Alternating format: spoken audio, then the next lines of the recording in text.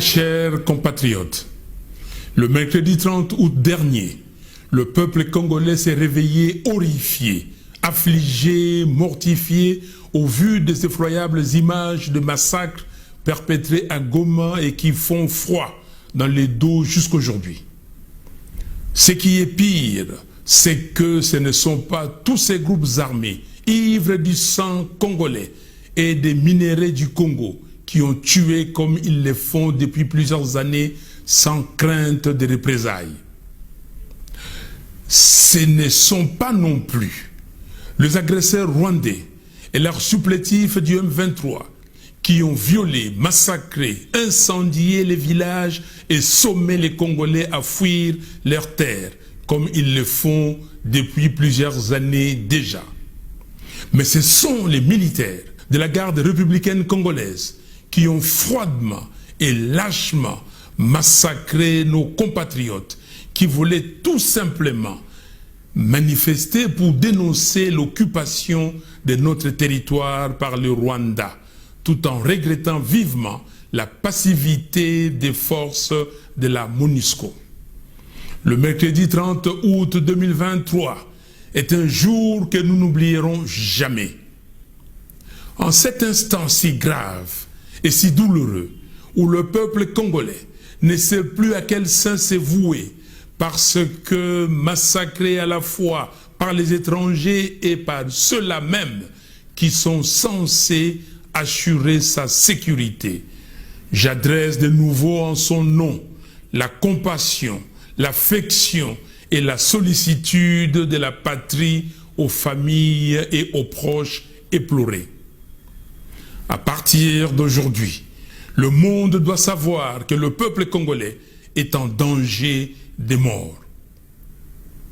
Le sang et les larmes des Congolais ont trop coulé. Le Conseil de sécurité des Nations Unies est obligé de prendre des mesures énergiques. Car comment voulez-vous qu'il en soit autrement quand le pouvoir tue comme des chiens les populations qu'il est censé protéger? L'ONU doit aujourd'hui prendre des mesures aussi radicales que décisives afin de retirer la MONUSCO et envoyer une autre mission avec des forces combattantes pour restaurer la paix au Congo. Aussi, les éléments de l'East Africa Community doivent quitter le sol congolais, car certains de ses membres sont la cause de la déstabilisation du Congo. Je l'ai dit et j'insiste, le Conseil de sécurité des Nations Unies a un devoir d'action. Agir aujourd'hui puissamment dans les Grands Kivu et en Ituri contre toutes ces barbaries sans nom, c'est être fidèle aux prescrits du chapitre 7 de la Charte des Nations Unies. Et se conformer à cette charte, c'est être fidèle à la raison d'être de l'Organisation des Nations Unies. Très chers compatriotes, 5 ans après le plus grand hold-up électoral africain du siècle, notre pays va très mal et rien ne marche. Quand on voit la légèreté avec laquelle les institutions de l'État regardent tous les signaux qui assombrissent le ciel de notre patrie et qui risquent de conduire le pays à un chaos aux conséquences incalculables, comment ne pas faire le constat que le Congo est miné au sommet de l'État par des forces centrifuges qui travaillent à sa balkanisation?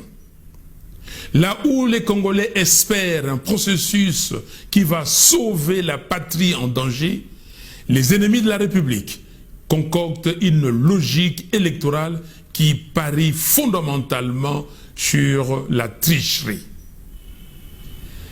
Congolaises et Congolais, surtout, ne minimisons pas les enjeux des élections constitutionnellement prévues pour la fin de cette année 2023. Toutes les stratégies que développe Félix Tshisekedi et ses acolytes de l'Union sacrée n'ont en réalité qu'un seul but: vider de son sens cette expression qui hante leur conscience depuis 2018, à savoir la vérité des urnes. Au-delà de tout, j'aimerais tout de même prodiguer un conseil à M. Félix Tshisekedi.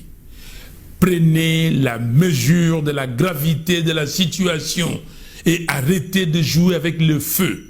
Le moment vous est venu de regarder en face la vraie nature des souffrances que vous infligez au peuple congolais.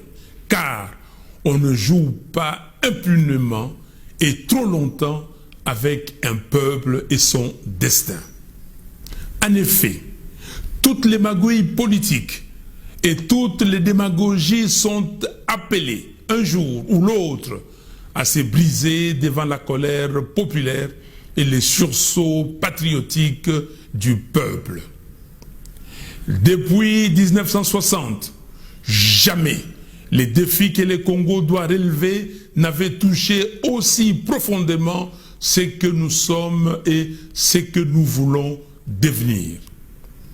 Très chers compatriotes, le chef des confessions religieuses et particulièrement la conférence épiscopale du Congo ainsi que les autorités spirituelles de l'Église du Christ au Congo ont compris que ce qui couvre dans notre pays, c'est un chaos général aux conséquences apocalyptiques. Aussi, à corps et à cri, ils ont demandé l'audit du fichier électoral. Ils ont proposé l'audit citoyen du fichier électoral et ils appellent à l'inclusivité du processus électoral, à la proclamation des résultats bureau par bureau afin de corriger des erreurs du passé et consolider la jeune démocratie congolaise. Conscient que le peuple congolais place un immense espoir dans ce nouveau cycle électoral et dans le fait que son choix soit cette fois-ci respecté et convaincu que le processus électoral tel qu'il est mené par M. Denis Kadima présage une nouvelle crise post-électorale. Je ne pouvais pas laisser cette noble et patriotique bataille de nos chefs spirituels se diluer dans le flux médiatique sans lui donner plus de relief. Voilà pourquoi je prends la parole aujourd'hui pour féliciter et remercier chaleureusement les églises catholiques et protestantes, sans oublier certains partenaires internationaux du Congo qui ont rejoint cette bataille pour un processus électoral transparent et crédible. Au nom du peuple congolais qui souffre en espérant que les élections apportent au pays la paix, le relèvement social et la prospérité de l'économie nationale, je salue les combats de l'Église catholique et de l'Église du Christ au Congo pour la recherche de la cohésion sociale comme gage d'un processus électoral sain et extincteur des périls qui menacent la survie de notre pays.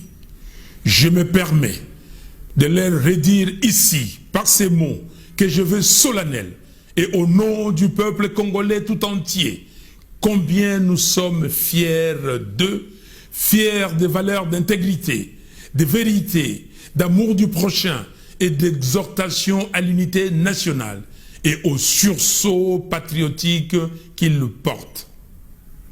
J'ai entendu leur appel et celui du peuple congolais.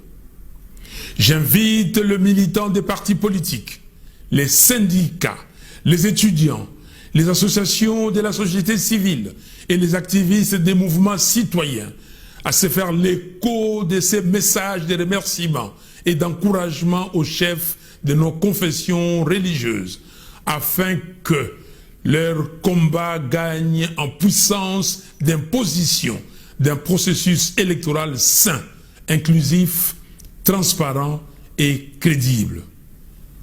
Vive la République démocratique du Congo, une, indivisible, en paix et en prospérité économique. Que Dieu bénisse les Congos. Je vous remercie.